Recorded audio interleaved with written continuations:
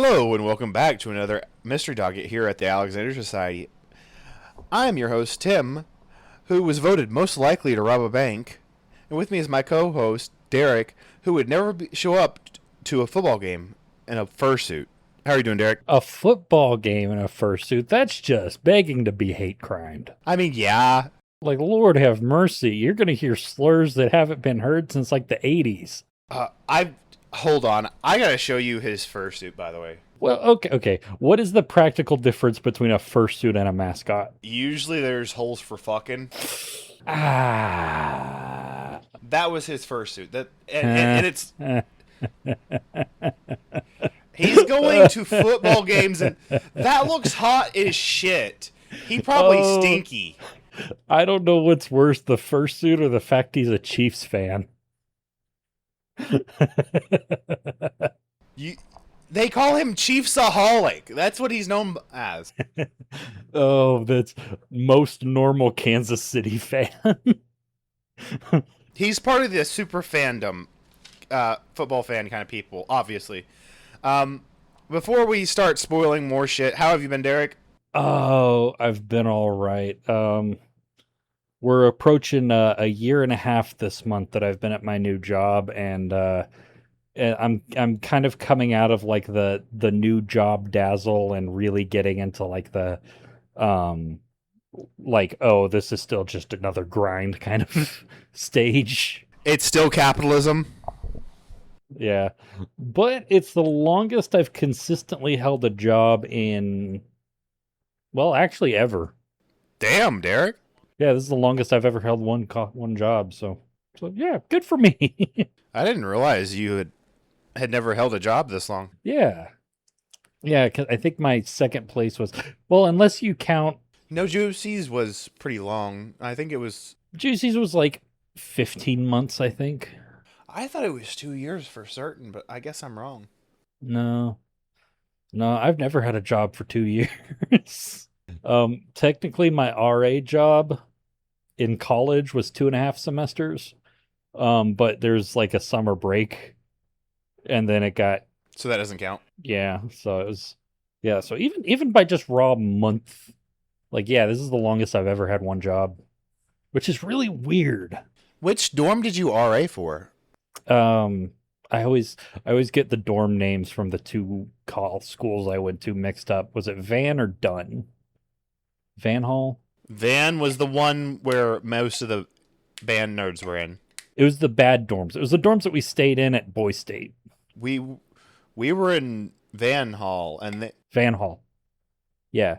There was the one that we were in, Van Hall, and then the one across the way, like actually when we were in college, was the worst. Like, always got the crazier, stupid fucking people in it. Like it was.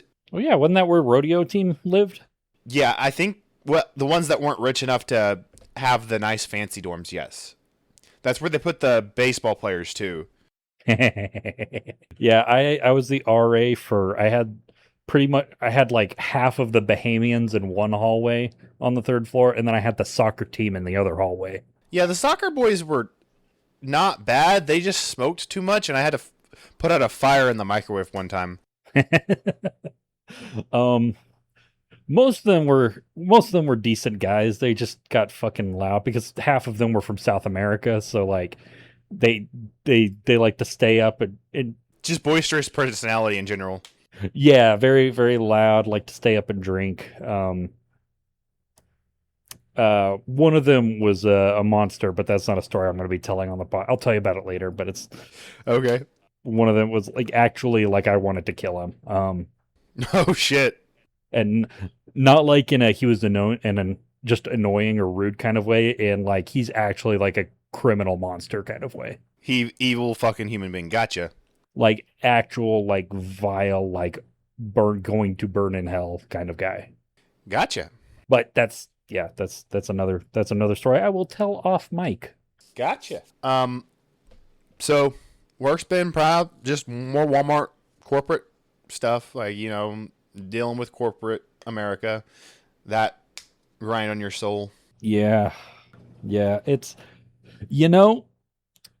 If you can find work at a university, I would extremely highly recommend it. It's not perfect by any stretch of the imagination, but God, you don't feel like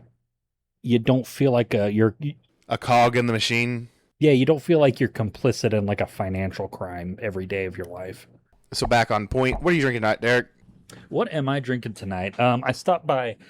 Uh, I went over to my cousin's house today. It was her birthday.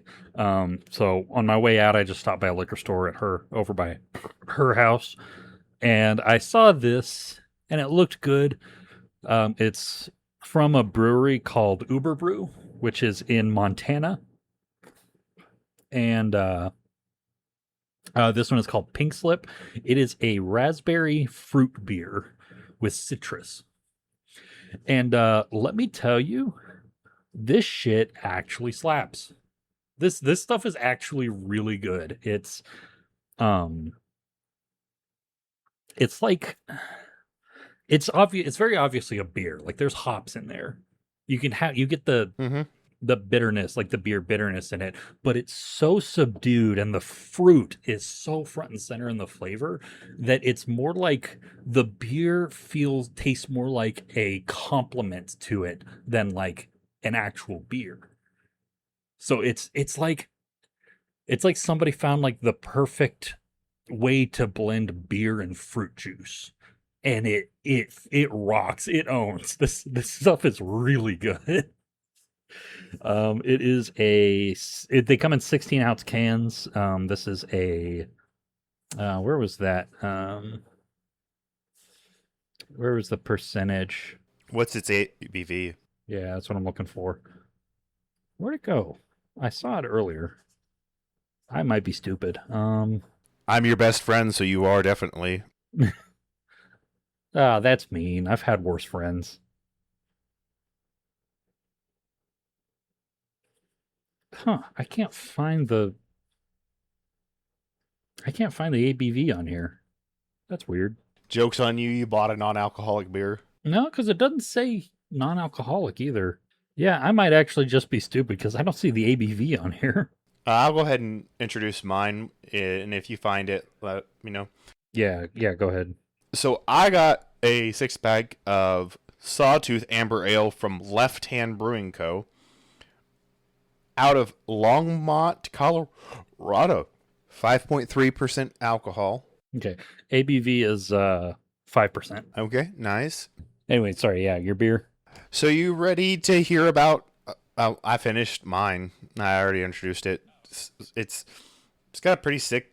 The lady who checked me out said this was actually her favorite amber ale, and that she hadn't realized they had like redesigned the packaging and all that. So you ready to find out about a furry bank robber, sir? Shit, man, let's do it. So today's subject is Xaviar Babudar. Babudar? Yes, that is his last name is Babudar. Where's he from? Or where's his family from? We don't know any like genetic history. He looks maybe native or something like that to me. I could not find his birthday. I didn't go into like a lot of forums or anything like that or anything. He was about 28 when he committed the crime, and this was in 2022. So backtrack it. So like 84, I think, if I'm doing my math right. 1984. His dad walked out on them when he was 10. Apparently, his dad was charged with a crime, and he did community service to lower the ticket amount. Like he got a ticket or something like that, and he didn't have the money, like to pay it, whatnot. Yeah. His mom raised them. He got taken away for a little bit because she just single mother, 2 kids. Come to find out, so part of his backstory is he claims that he graduated from Kansas State University. Like, we don't have a whole lot of jack shit on his background before he becomes Chiefsaholic, really. Like, This man is a pathological liar. Okay. So, like, his story was graduated from KU around 2016. KSU, sorry. and then he had started at a warehouse.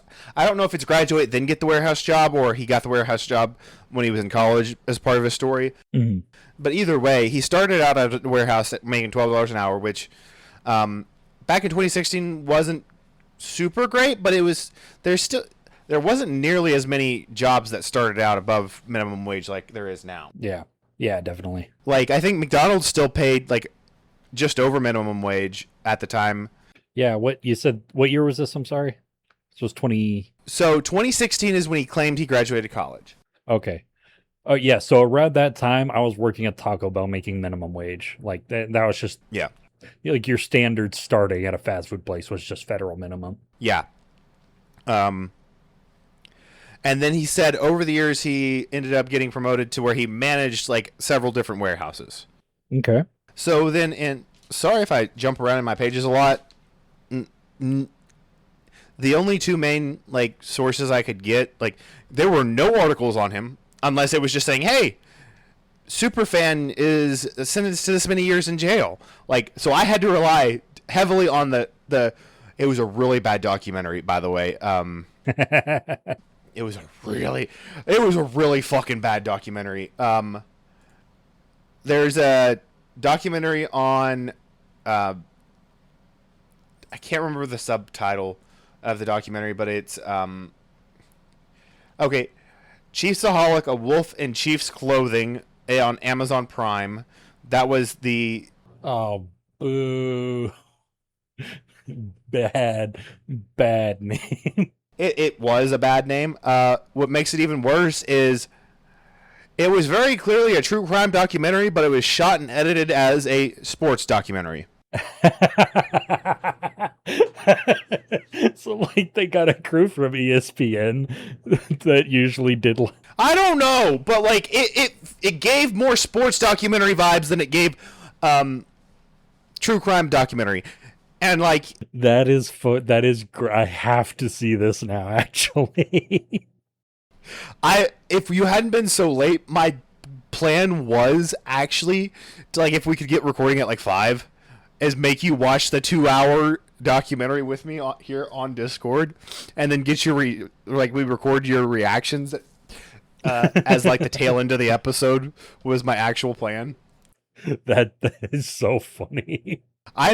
We might see about, like, maybe Thursday or Friday, jumping on Discord, watching it, and then popping into, like, a little recording and just get your immediate reactions, and I tag that into the episode, because, like, oh my god, is it bad? It is bad. I actually had to stop, like, I stopped for notes at some points, but I still would have had to pause soon after that too, just because of how, like, it was a slog to get through. Like, it was bad. Oh, another thing, you're gonna fucking hate him for this. Okay. It has nothing to do with his crimes. Can you guess how he says his name is pronounced? No one fucking recognizes this pronunciation. I will give you the spelling. It's his first name. Xaviar. Xavior. Xavier? He said it's caviar with a X. He says that where did you say he was from? So he grew up in, I can't remember what, Missouri. I can't remember his, like, that's one of the things I didn't put in my notes, but, like... Okay, if it's like small town Missouri, like, yeah, I can 100% believe his parents named him Caviar with a Z. I can believe that, actually.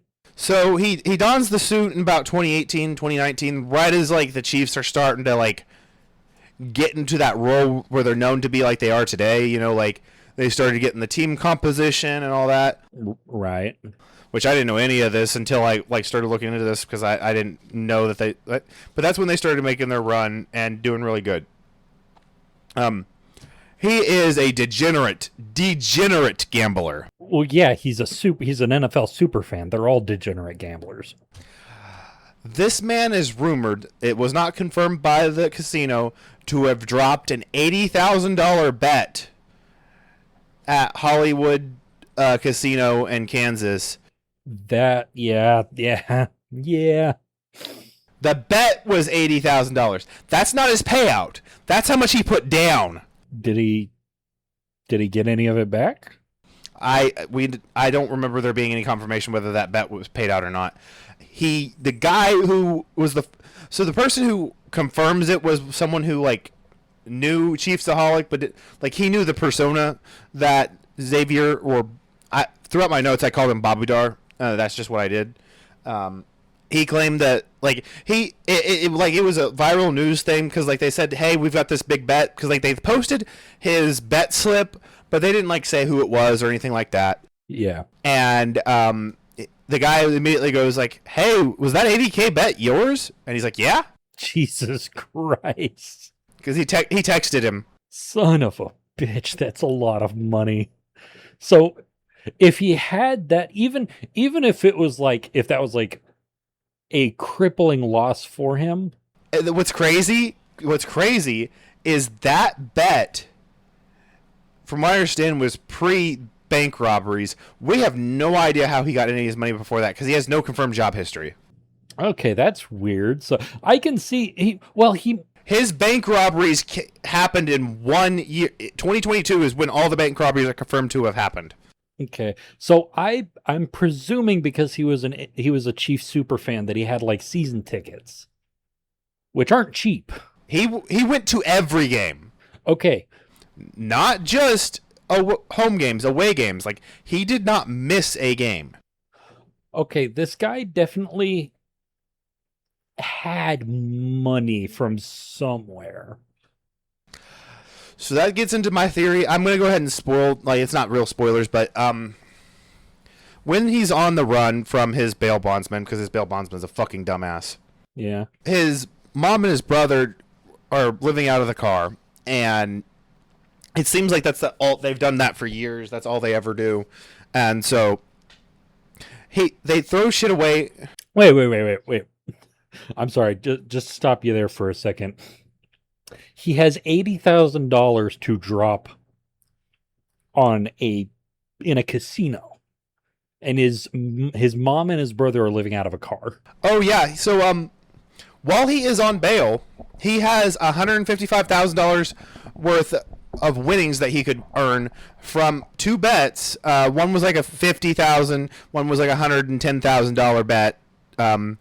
Or something like that. I can't remember the exact numbers, obviously, but I remember the grand total of winnings he got was $155,000. And he always like, this will get my mom and my brother a house, blah blah blah blah blah. But he had $80,000 to drop on a bet before that. Again, degenerate gambler. Oh God, this is. Oh no, baby, what is you doing? Boo boo, you fucked up. Jesus Christ. Okay. Yeah. He would hate Compton because he hates the Raiders. Okay. Compton liked the Raiders, right? Wait, Compton, you said? Yeah, our band director. Who did Compton like then? Like, he was very big about one sports team. Oh, Mr. Compton. Okay, I thought you were talking about, like, Compton, the neighborhood. Like, I was like... No! Oh, I was so confused. Yeah, I think it was either the Raiders or the 49ers, because he was from California. It's the Raiders. It was the Raiders. Like, it... Well, I don't think he might not be a Raiders fan anymore, because now they're in Vegas. Okay. Like... This guy was like known in the Chiefs superfan community as like the guy who drops like stupid ass huge bets. Like the big ones were like the outliers, like the ones he had on right as he was on parole, and that $80,000 one were outliers. But like he would drop a couple grand, which is a lot for just regular bets. Right, yeah. God, that is fucking crazy. Jesus, I wish I had that. I wish I had the money of a degenerate gambler. Holy shit. Don't we all, Derek? So everything pops off on December 16th, 2022, when he robs a bank here in Bixby, just down the road from me. Hey, I've been there. Tulsa's Tulsa Teachers Federal Credit Union, I think, in Bixby. I think that was the name of the bank. And he parks way far away. And he did this at football games too. And the leading theory at the football games was, does he live out of his car? And that seems to be the case, is he lived out of his car. Oh, because he spent all his money on gambling. Oh no, baby. I don't know if it's even just that. I feel like with the way his mom and his brother lived, I feel like they kind of lived like, I think he just kind of got like, yeah, he's poor because he makes a lot of poor financial decisions. But like, I think that's just kind of like, at a certain point it became not financial, just this is what I know, this is how I live kind of thing. Huh. This is me theorizing, not for certain. Yeah. So what he does is he goes in, he robs it. He holds a girl named Peyton at gunpoint, but it's not a real gun. It's one of those CO2 airsoft guns. Okay, yeah. If you've ever held one of those things, if you just see it in a guy's hand and the orange tip is taken off. So it seems his getaway plan was there seemed to be some woods nearby, run into it, change, so he was not like matching the description or anything like that. Like, right. In fact, the reason why he got caught is his own stupidity, not even like stupidity on running. He ran from a cop who was just casing a neighborhood and was going to ask him questions, didn't even suspect him, and he ran. Man. And then he biked away from after he changed.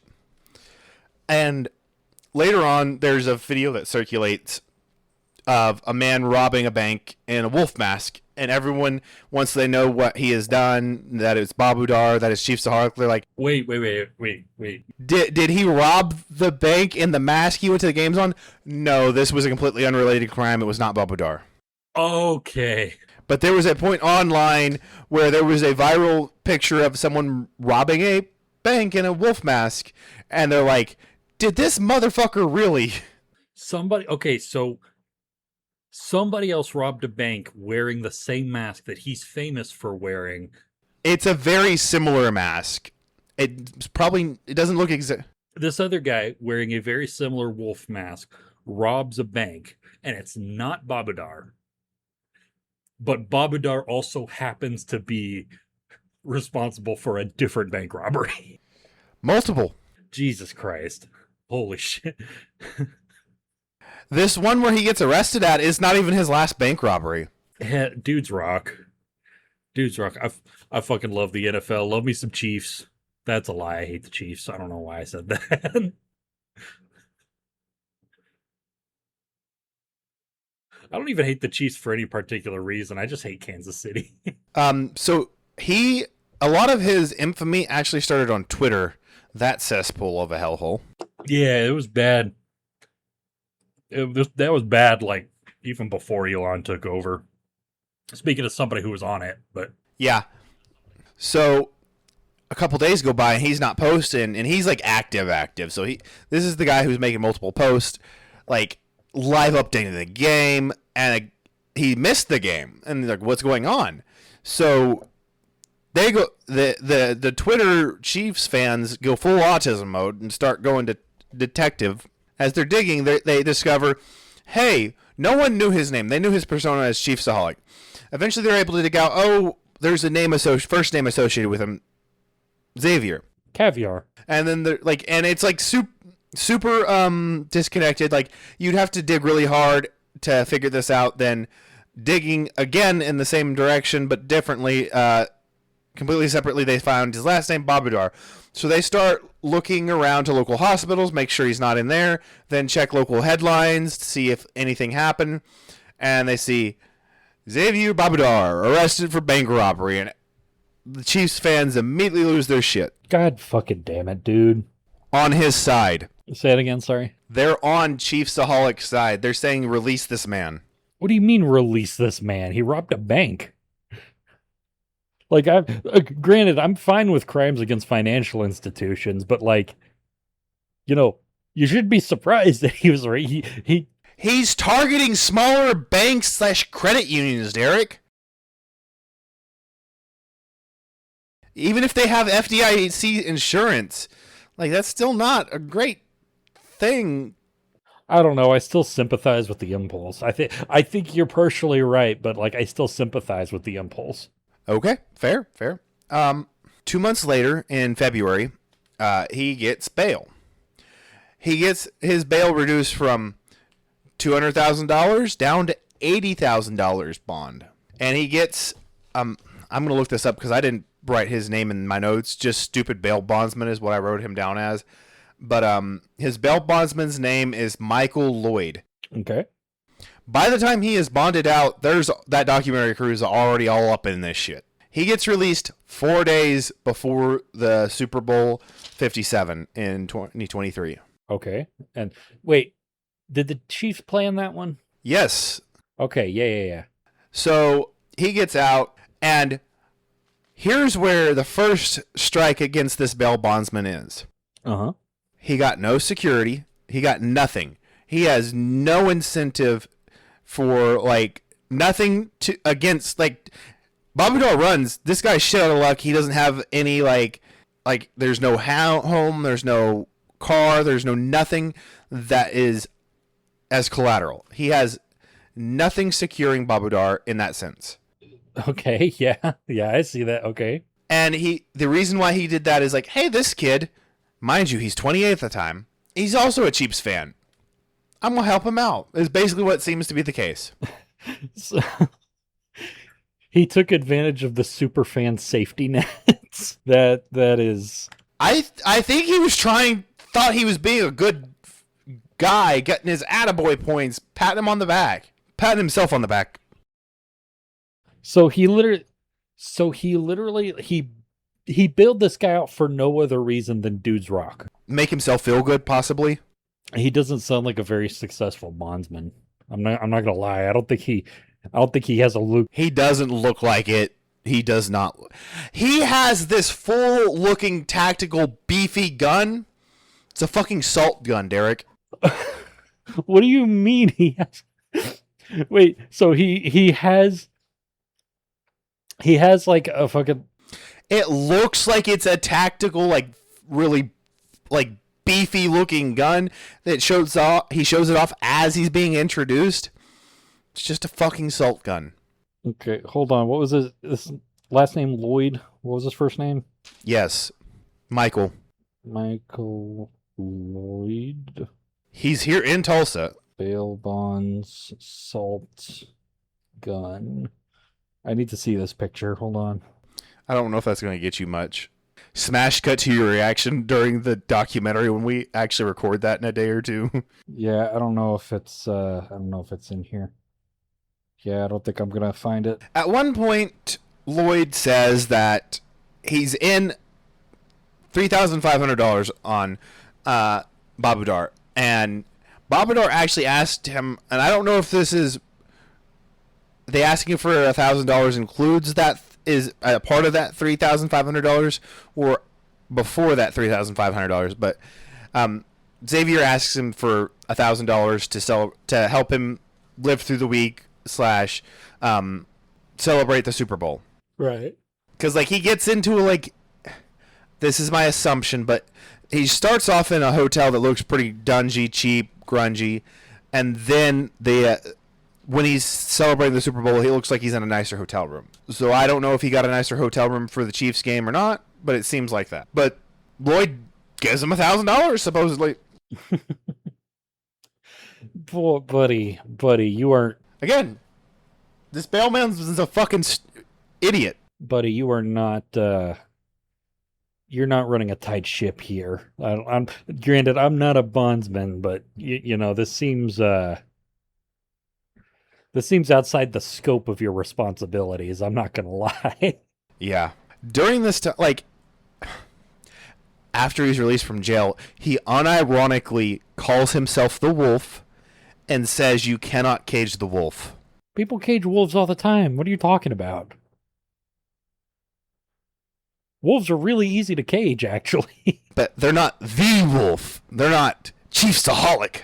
Buddy, you're a gambling addict with season tickets to an NFL team. Like you're not a superhero. What the fuck are you talking about? So, the two bets I was talking about. One bet is that Patrick Mahomes will win MVP that year. He does. So that's like 50 grand of that bet. And then he has 100 plus K on the Chiefs winning the Super Bowl. Like the bet that he made, the money he put down, that's his payout that I was talking about. I do know he put 10K down on the bet that he made for that 100 plus $1,000 payout. God, this is all just so fucking stupid, man. I'm sorry. This is just dumb. Like, I told you you're gonna have an aneurysm from stupidity. You're gonna fucking rage out at how stupid he is. God, this guy would have loved Polymarket. Also, his Super Bowl party is pretty fucking pathetic. He ordered some I couldn't tell if it was Papa John's or Hungry Howie's pizza and had some sodas. But he got some mid pizzas. Bro, you couldn't even spring for some beer? What the fuck? I only saw sodas that and it's not like he invited some friends over to watch the game with him. He was just there in his hotel room with the camera crew. That is crazy. That's so sad, actually. He just had like I had better parties than that, like in elementary school. Like, yeah, but he wins both of his bets, and at you can tell right away, like as he's like knowing he won both bets, fucking gonna run. Like you can just tell by the way he's acting, like he was gonna run. Yeah, he won his. He suddenly transitioned into a higher tax bracket. Parentheses, flight risk. Yeah. Then they interview the girl he held at gunpoint. Her name's Peyton. And she's pretty fucking shook. She, at no point does she know she's not being held up by a real gun, but that wouldn't change it, her, like anything for her. Like, yeah. Held at deadly weapon point. Like, because, like, that, it, even if it's not low, you can get hurt by a BB gun. Like, it's not.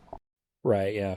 So, skip forward towards the end of March, and he is going to his first hearing. Mm-hmm. This is the first hearing, and during that hearing / the end, as he's leaving that hearing, he gets served with a civil lawsuit by Peyton and her lawyer for, emotional damages and all that shit, which she is rightly entitled to. Right, yeah. And it's mostly for, hey, they're already following him with a documentary crew. He's very obviously going to get some jail time because they caught him in the act. Right, yeah. Yeah, how do you They caught him with the BB gun on him. Like, he didn't ditch it yet. Yeah. Yeah, also, like, they caught him with the money on it too. On him. That's fucking crazy. How do you run on bail with a camera crew? Oh no, like at that point the camera crew he ditched the camera crew too.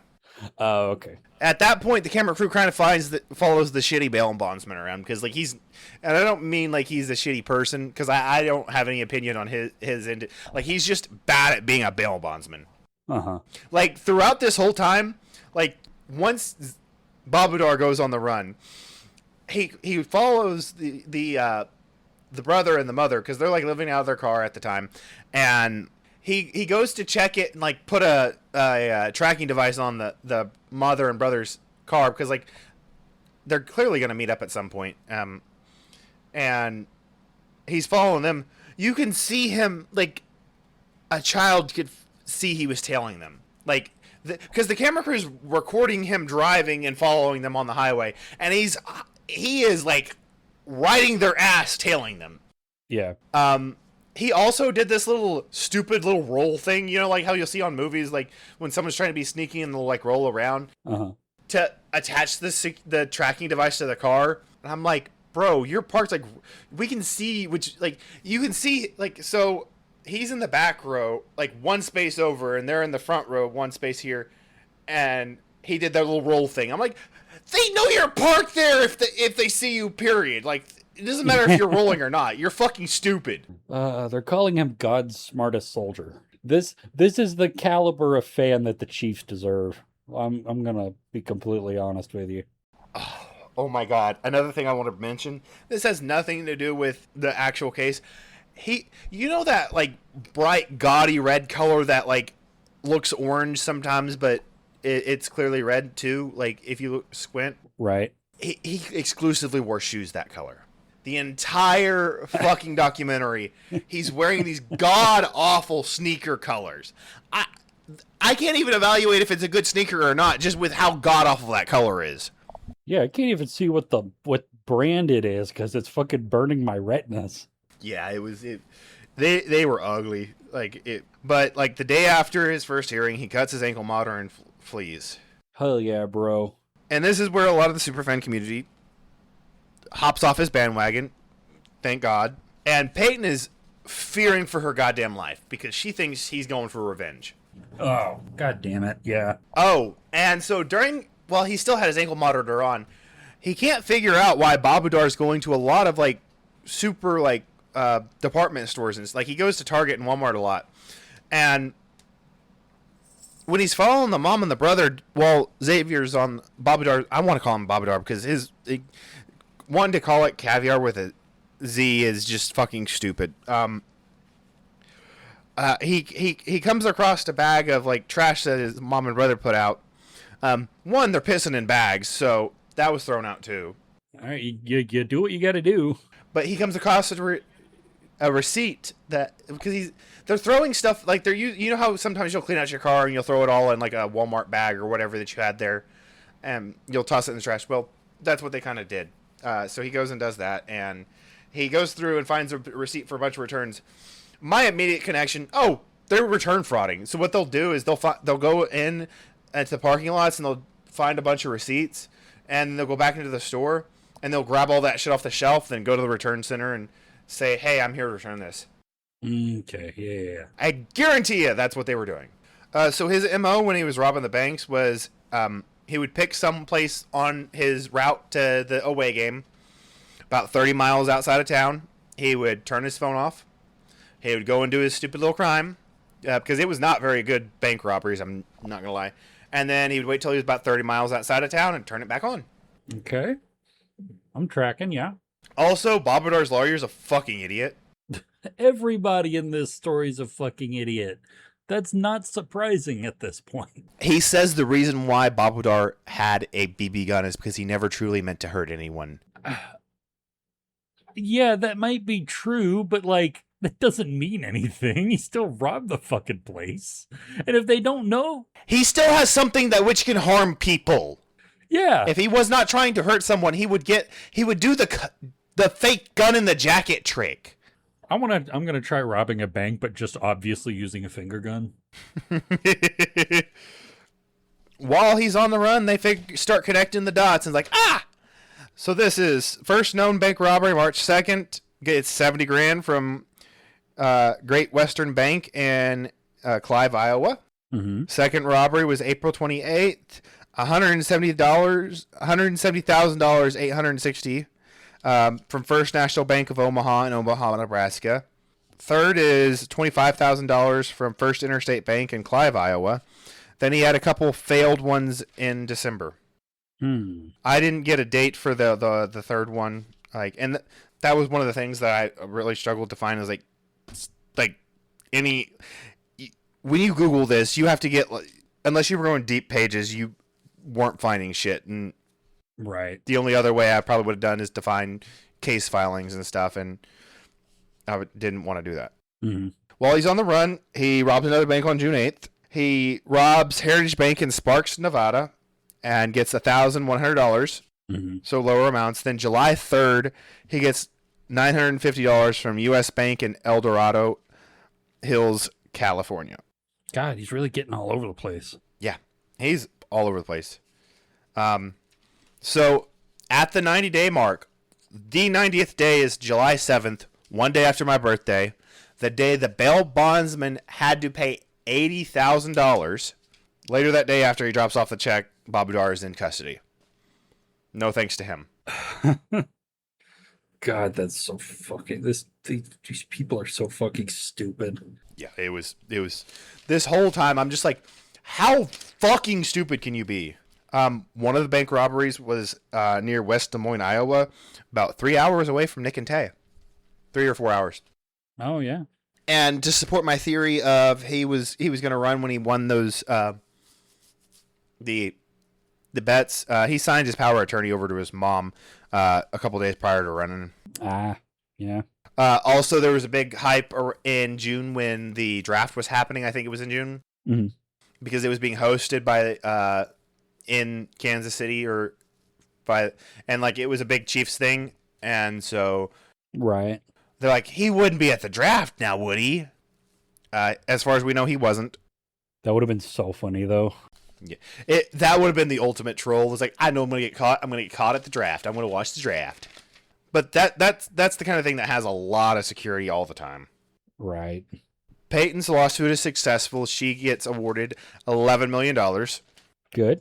And so that means we can watch that documentary without feeling bad because nothing's going to Babudar. It's all going to go to Peyton. Good. And so, as far as I can tell, the only robbery he got charged with 2 robberies, and he got concurrent sentences for 17.5 years. I think Oklahoma's either recently finished trying him again for, like at the state level, and they tacked on like 30 years, or they're seeking 30 years. Mm-hmm. But he's getting additional time from Oklahoma. Okay. Because you can be charged from the same. Double jeopardy doesn't apply when you've broken 2 sets of statutes, basically. So, like, yeah. If you break, yeah. Yeah, because. So if you break a federal and a state law, even though it's the same action, you can be charged for both. Right, yeah. Yeah, this whole thing is just so fucking stupid, Derek. That's pretty much the story of Chiefsaholic. Go Chiefs, I guess. I don't know what the fuck to take from this. Alrighty, guys, just popping in here at the end. I went ahead and showed Derek the documentary I watched, and we're going to get his thoughts and have a little bit of chit-chat about it. So, Derek, thoughts? So, my initial thing that I'm thinking about with this is this guy is the one thing I was thinking about the whole time watching that was this guy is obviously an addict. Like, this is addict behavior. This is oh yeah, he's a gambling addict, like hard. Yeah, this is crackhead behavior. Like, he is living like a crackhead. Yeah. He's just not strung out like a crackhead. Like, he doesn't have like the sunken in cheeks and all that. Yeah, but instead of crack, it's adrenaline and attention. He craved getting off on winning. And whether that was winning at social media, or whether that was winning at gambling, or whether that was winning at getting away with a bank robbery. So your theory is he's just an adrenaline junkie. Yeah, I think that's it. I think he's... And, I'm not going to start psychoanalyzing this guy, but, like, it's obvious that he just... At some level, it wasn't really even about the it obviously wasn't about the fucking money. He was living out of his car while he had, like, $1 million. Yeah, He was effectively a millionaire, and he was living out of his fucking car. Like, I also think that's kind of like... I think the way they talk about his childhood...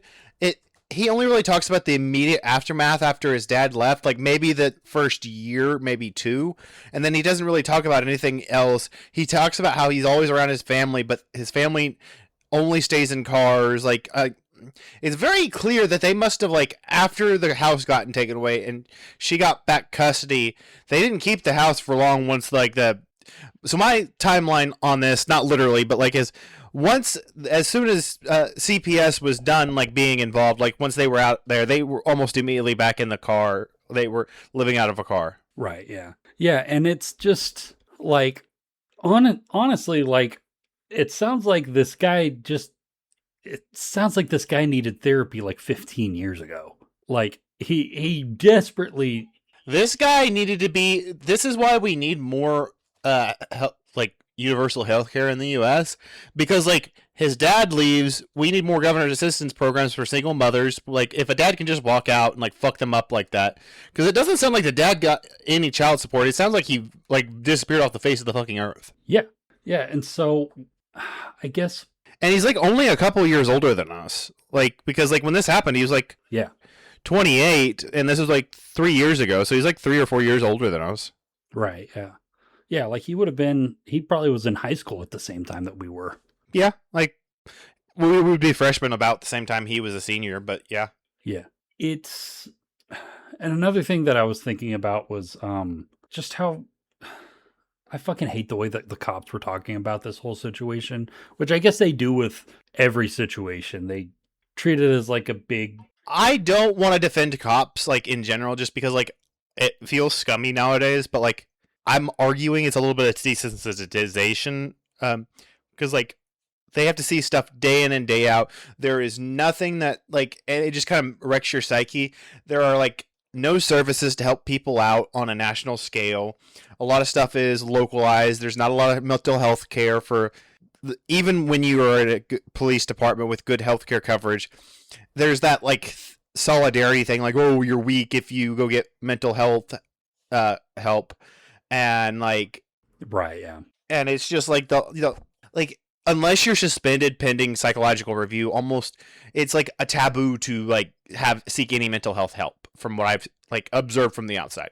Right. But, and I get you and I hear you and I agree with you, but also yeah. It's not an excuse, but it gives context is the best way I can put it. Yeah. The cops talking about this whole situation like it's just like a big game that they won. Like they're talking about like I think that was something that When it was luck that they caught him. do what? It was luck they caught him. The only reason they caught him is because he panicked. Right, yeah. Like, even if it's a cold day, people ride their bike. Like, some people, that's their only mode of transport. Yeah. Yeah, and it's like it's something like the way that they react to it is just like, oh, we got a bad guy off the street, big high fives all around, that kind of thing. And it seems so tone deaf in contrast with all of the fucking human shrapnel that was left behind from this entire situation. Like, they didn't stop to like pay attention to like the girl that got held at gunpoint. Like, I know it was a BB gun, but that doesn't change the trauma from in the moment. yeah, no. Yeah, and it's like yeah, you took a guy who was a serial traumatizer off the street. That's a good thing, but also like Jesus fucking Christ, have some tact. Like, the bar is so fucking low for cops to show professionalism in these situations. Like cops have such a fucking free reign to talk about shit however they want. Like, and these are like the cop, like, because they mostly interviewed Bixby cops, and then there was the Iowa, so I can't, like, the West Des Moines, so I can't really comment on like what kind of area that's from. But like Bixby cops are like, the best way I can put it is like comparing OKC cops to Edmond cops, you know? right. Like Tulsa cops to Bixby cops. Like, they're a little bit bougier. They're a lot. They don't see as much like hard stuff. Like, yeah, they'll still see hard stuff, but like it's a nicer area. It's kind of like just like bougier. Like, they can police their area a little bit better and like rapid respond to like dumber shit. And and then fucking all of these cops kitted up like they're going to war is fucking pissing me off too, but that's a whole other discussion. Want to talk about the lawyer? Oh my god, don't get me fucking started on this dipshit. God, this fucking doofus. This fucking I bet he was so fucking proud of himself for all of those football metaphors he was using in all those in those press conferences. This is after Babudar pleads guilty, and he goes on like, what was it, like a 5-minute rant about like puns on football and shit like that. Yeah, it's fucking embarrassing. It's cringe, and not in a good way. Far be it for me, a guy who's like psychologically allergic to the idea of wearing a suit, to criticize other people for like professionalism, but like, you're a fucking lawyer, dude. You're a fucking lawyer who's addressing the media on like a high profile fucking Bank robbery. trial, and you're out here making that is what it is. He was making it about himself. He was cracking some jokes so that he could get some attention. I think he only cared about the PR from this stunt. Like, it's clear Babudar probably did not have good money to pay him. Yeah, and like, just what a fucking dweeb! Like, he gives off the energy of like a.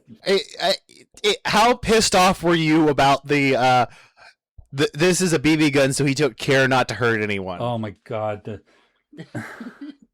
you dense motherfucker! He had to have been lying, right? Like he knew that was some horse shit. He was trying to PR spin the hell out of this. I mentioned this while we were watching, but I'm convinced the only reason Babudar didn't have a real gun is because he didn't feel like it was worth the money. Like all he cared about is gambling addiction, so he's like, a BB gun's close enough. The ROI is good enough. And then I guess the last big thing that really like got my attention was all of these fucking like ritzy middle class like McMansion doofuses, Superfan cringe bullshit with all of their their fucking fan rooms with the framed jerseys and memorabilia covering every wall, and the Miss Karen says I'm not a super fan, but she's got a party bus for the Chiefs games. Yeah, the fucking lady with like a secondhand school bus that she painted red and covered in Chiefs bullshit. Like all of these, like, I don't even know why they bothered. I don't even know why they bothered talking to these people. Like, what am I gonna get from that? That leads me into one of my complaints is like, this documentary doesn't know what kind of documentary it is. Like, it tries to be true crime. It tries to be like a sports documentary, and it doesn't do either one well. Yeah, and it did seem like it was a sports documentary trying to be a true crime documentary, and so it was really light on the sports, but it was still like framed like. I think that's exactly why they brought in the super fans, because like it doesn't make sense either way. Like, you can bring in one or two, but like they had like 5 or 6. Yeah, and like and like they didn't contribute anything except like, hey, here's how the fandom felt when this shit happened. That's basically all they contributed. But they accomplished the same fucking thing by showing the tweets. Like, they were showing the tweets, and it said all of, like, I would have gotten the exact same. I didn't get anything from any of those fans because none of them had anything to say. I think they could have cut down all the fans. I think you keep that one girl who was just very clearly, this was her parasocial micro niche celebrity that she really liked, like, and then the one guy who did the investigation finding out, hey, Chiefsaholic's in jail, and keep it down to those 2 people, and everything else was fine. Like, you could have cut like what 20-30 minutes out of this documentary from that. Yeah, like, I don't, and it was a solid 2 hours too, and it just drags at certain points. Like, it had no pacing whatsoever. Right? Yeah. I don't know what the fucking. How about that bail bondsman? Oh no! Oh my god! Don't get me fucking started on the. You saw how close he followed the mother and brother. You just, this whole thing is just like this. He acts like he's wet behind the ears as a bail bondsman. And I'm just like, yeah, you know what I was thinking the whole time. Every time he was on screen, he looks like if he looks like if, like he looks like if Dracula Flo was like a plumber in Edmond. Like, that's what he looked like. His shitty fucking like Raven.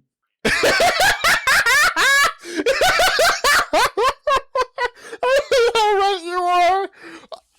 I will be honest with you. I did not notice the toupee the entire when I first watched it. Then you pointed out his hair, and I was like, "Oh my god, that sticks out so hard." I wasn't paying attention to it, and then you brought my attention to it, and I was like, Yeah, like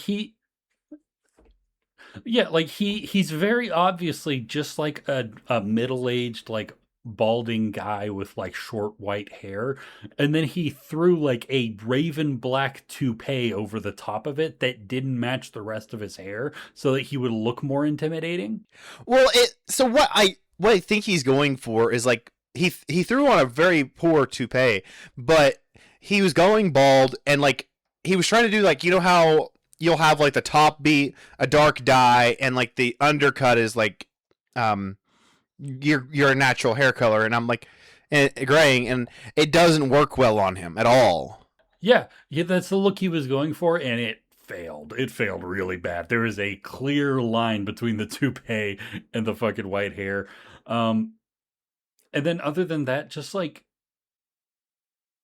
this fucking doofus, like pledges $80,000 to bail this With no security what fucking soever. to bail this guy with no collateral for this random dude that he had never met before, all because he was a Chiefs fan. Like, like he's talking about like I'm gonna get my fucking license taken from me. Like, you need to get your license taken from you. You're not responsible. You're clearly. He should not be a bail bondsman. And then he spent 3 months on the road chasing this fucking family, trying to get to Babudar, and He dialed so hard into the mother and brother that like he couldn't consider like, no, he just took the money and ran. Like he didn't give a shit about the mom and the brother. He played lip service the entire documentary, but like I don't, everything I saw like even beforehand, it doesn't seem like he wants to care about them, but he doesn't want to actually have to like do the financial split because like he, like you said, he's the adrenaline junkie. He has to get his hits in, and so like the money all goes to that. Like he doesn't care past that. He wants to play a lip service, but not actually do anything. everybody in this story is a fucking moron. This entire story is a deep. Except for the girl who got held at gunpoint. Yeah, I guess. Yeah, there's nothing. Yeah, that was, yeah, right, yeah. That's just a trauma response from her. Like I feel like I I don't really agree with a lot of like how she took everything. Like, yeah, definitely still sue him. Like, she was hold up a lot about it, but like that, again, it's still a trauma response. Like, I don't blame her or like do anything like on her, and but like everyone else is a fucking moron, like you said. Yeah, everybody involved in this story, except for like, all, like I said, all of the human shrapnel. Everybody else, the police, the bail bondsman, the FBI, uh, Babadar himself, like everybody in this situation is a fucking moron. Just the biggest gaggle of chuckle fucks I've ever seen in my life. Like, what the fuck, dude? What? It's such a fucking. This is such a fucking brain dead stupid story. It's such a dumb story. It is, and like what's sad is like you give a few tweaks and it's a fun dumb story, but like you don't get quite as upset about it until like you actually start to like. It's kind of like if Sky King was like stupider, like like Sky King, like it he does something really impressive. Like it's sad what happens and all that, but like no one else really gets hurt. Insurance pays out the plane for Sky King, but like there's just so much more hurt. There's so much more like stupidity involved in like it just the whole time you're just like, can you use a single percent of your brain power? God, man.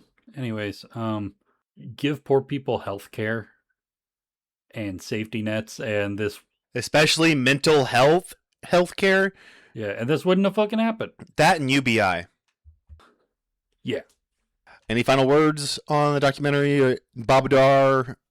No, just it really is a like everybody makes fun of it, but this really is a fucking tragedy. Like I keep saying the phrase human shrapnel, but that's what this is. This is like the entire socioeconomic system, our entire society fails families and kids on a daily basis.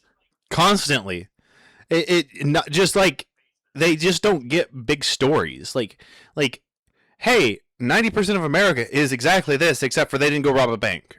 Like Yeah, and then when all of these these failures cascade enough times, but just by raw number, you eventually end up with a guy like this. Yeah, no fucking shit, this happened. We live in an awful, like, toxic society that is that exists to crush and destroy the lives of everybody, and then we're surprised when people respond in kind. Like, Jesus fucking Christ. I hate all of this. alrighty. So that's our thoughts on the documentary. And we'll cut back into the exit of this story. Okay, so you ready for our mini little, not necessarily a tangent, but like, you ready for Lego theft? So your thoughts, Derek, on Chiefsaholic and the bricks and minifig situation? Go Chiefs. I don't fucking know, man. Everything just is like it's to the point where you're like, and I thought humans couldn't be stupider. Like both stories, you're like, I can't believe people are this stupid in this very specific way. Like, yeah, I've seen people be very stupid, but like, what made you think any of this was going to work out? Well, shit. That's all I gotta say. Yeah, just, well, shit. Where can they find you, Derek? They can find me on Blue Sky at Visigoth. The O is a 0. Tim, give them the good stuff. So they can find me on Blue Sky at Tim, aka Otis, and they can find the podcast at the Alexander Society Pod on Facebook and Instagram, Alex Society Pod on Blue Sky, and Alexander Society on TikTok. If they've enjoyed what they've listened to, they can give us a rate or review on their streaming platform of choice, and we will see you next time. Bye.